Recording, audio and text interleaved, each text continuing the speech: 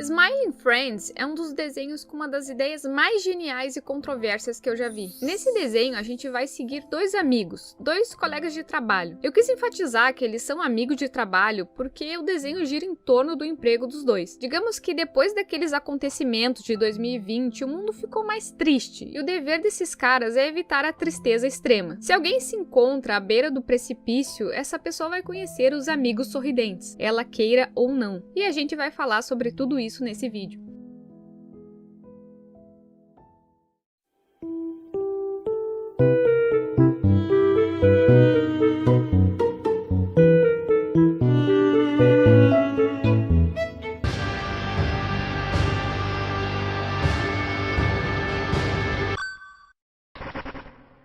Smiling Friends é uma série bem recente, tendo sido lançada em 2022. A recém vai fazer 2 anos, e Smiling Friends não é só o nome da série.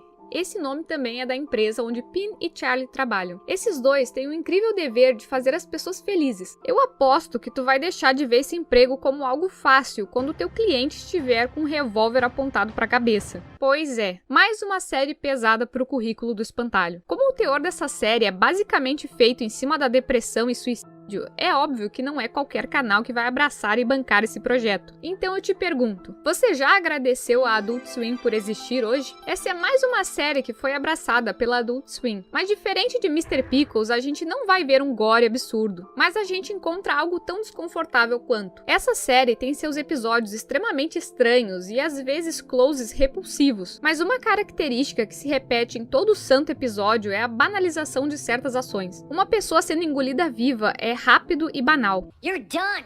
You've been replaced. And here's the contract to prove it.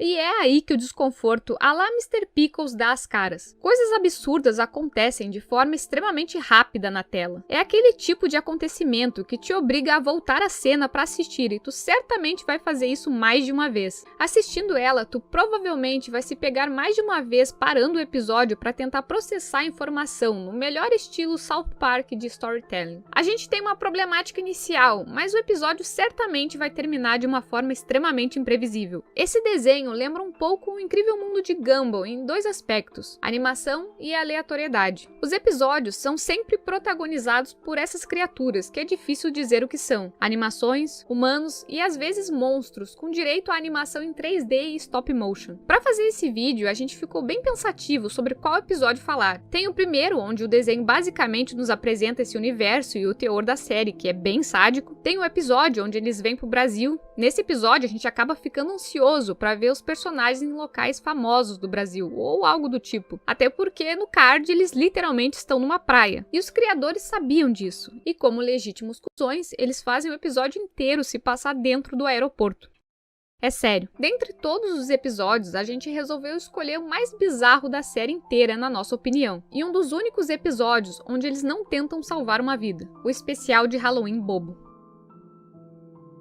O episódio já começa nos jogando uma belíssima referência na nossa cara. Um narrador aparece nos perguntando qual a definição de horror, seguido de algumas frases meio filosóficas e existencialistas sobre o assunto. E se caso tu não tenha pego a referência, isso aqui é uma sátira a The Twilight Zone. Isso porque o Rod Serling, o criador da série, fazia isso em todo o episódio. Enfim, nesse episódio é Halloween, e na empresa Smiling Friends está para acontecer uma pequena confraternização de Halloween. Depois do Pin e o Charlie terem um pequeno diálogo do porquê o Charlie não quer se fantasiar, o patrão deles, que se chama Sr. Chefe, entra em cena para avisar que o Halloween da empresa foi cancelado. O Pin vai questionar o porquê disso, porque ele tava bem ansioso para isso. E o Sr. Chefe fala que é porque eles não têm lenha pra fogueira, e o Pin não ia deixar as coisas desse jeito. Ele se oferece para pegar a lenha pra fogueira da festa, e o Sr. Chefe não poderia ter ficado mais feliz. Ele e o Pin vão pra frente da empresa, porque do outro lado da rua existia uma floresta, onde ele poderia pegar os galhos. Só que o Sr. Chefe dá somente uma regra pro Pin. Em hipótese alguma, ele poderia cruzar uma ponte que existia na entrada da floresta. Segundo ele, quem passa por aquela ponte nunca mais consegue voltar. Ok, regra dita, o Pin pode entrar de cabeça na sua tarefa. Tá, uma pequena pausa. Esse seriado funciona meio que da mesma forma que o Pink e o Cérebro. A gente tem um personagem ingênuo e um personagem malicioso. O Charlie é malicioso. Ele é pessimista em relação ao emprego dele e a vida dos outros, enquanto o Pin é otimista até demais. Sempre tudo tem uma solução pra ele. No início desse episódio, enquanto o Charlie diz que não quer se fantasiar, o Pin diz pra ele que ele tá perdendo a magia do Halloween. Isso porque pra ele, as fantasias dão o poder pra qualquer pessoa de ser o que ela quiser. É dessa forma fofa que a série conta pro telespectador que o Pin é basicamente uma criança. E nesse episódio todo, essa ingenuidade vai ser colocada à prova. O Pin não quer decepcionar o seu chefe, e nem as pessoas da festa. Os galhos finos e pequenos que ele achou na entrada da floresta fazem fogo, mas não tanto quanto os troncos grandes que estão do outro lado da ponte. Como ele mesmo diz, um cowboy precisa fazer o que tem que ser feito. Pra não se perder, ele pega uma pedra branca no chão. Pedra essa que ele vai marcando todas as árvores que ele passa. Assim ele vai ter um caminho de volta literalmente desenhado pra ele. Lá dentro, ele caminha por um tempo, enquanto vai pegando os troncos. E quando a noite começa a cair, ele resolve voltar pra empresa. Porém, um imprevisto acontece. Uma chuva começa a cair e a apagar a trilha que ele havia feito pelas árvores. Nessa hora, meus amigos, o desespero bate. Um raio cai do seu lado, que assusta ele e faz ele cair no rio, o mesmo que a ponte cruzava. Depois da água levar ele pra longe, ele acaba encontrando uma cabana e decide que vai ficar dentro dela até a chuva se acalmar. Lá dentro, o local parecia um tanto quanto abandonado e, cara, esse episódio já começou com uma referência de Twilight Zone. Então eu acho que não é loucura eu dizer que o interior dessa cabana é uma referência à cabana de Evil Dead 2.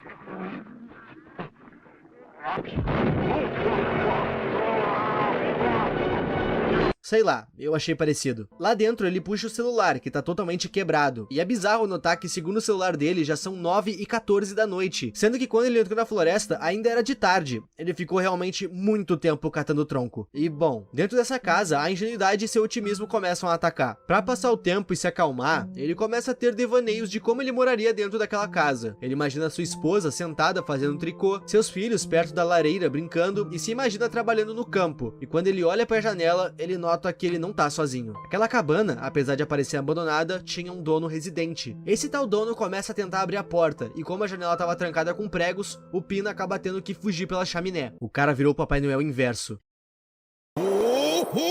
Enquanto ele foge pelo campo milharal, a coisa que o viu na janela persegue ele. Durante essa fuga, dá pra se notar que essa coisa não tá seguindo ele porque ele invadiu a sua casa. Parece realmente uma caça. A coisa quer pegar o Pin. É como se ele fosse uma vítima que se entregou sozinha no exato momento que ele adentrou a casa de outra pessoa. Na beira do rio, ele encontra um pequeno barco a remo que ele usa pra cruzar pro outro lado. E quando ele achava que tava tudo bem, a série nos manda esse maldito jumpscare.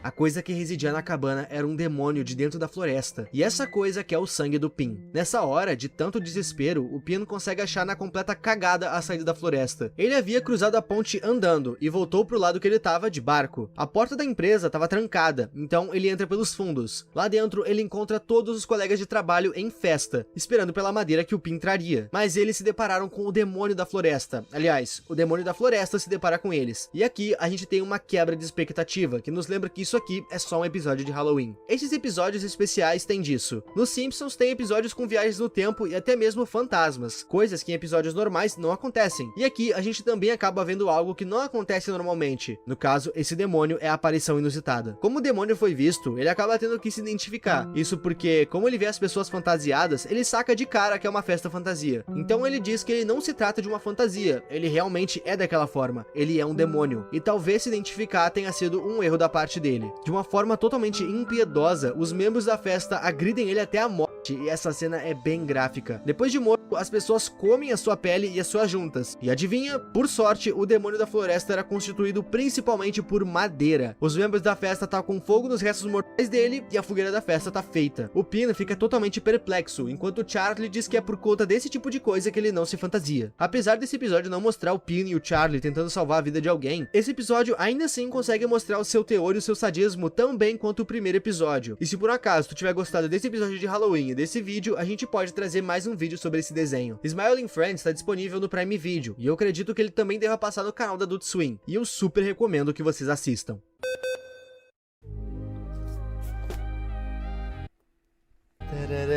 Eu já abri, estou fingindo que eu não abri. Toda cartinha diz a mesma coisa. Eu não li até agora primeiro. Contemplem a plaquinha de 100k do espantalho. Eu não pensei que a gente fosse conseguir o 100k tão rápido. Tu tava esperando por isso? Não. Muito obrigado pela placa de 100k. Ela não é bom com palavras e eu não escrevi roteiro, então eu sou tão bom quanto ela. A galera confunde muito achando que o canal Espantalho é dela e que eu faço parte ou que eu dei o canal pra ela. Não, o canal é nosso. Eu criei o Espantalho, ele não tinha esse nome, mas depois eu acabei botando o nome de Espantalho e eu chamei ela pra participar. Não façam confusão nos comentários. Muito obrigado pelo 100k super rápido. Parar de agir que nem um robô. Tô ficando nervosa com câmera e microfone. Enfim, tamo junto e é nóis. Tchau!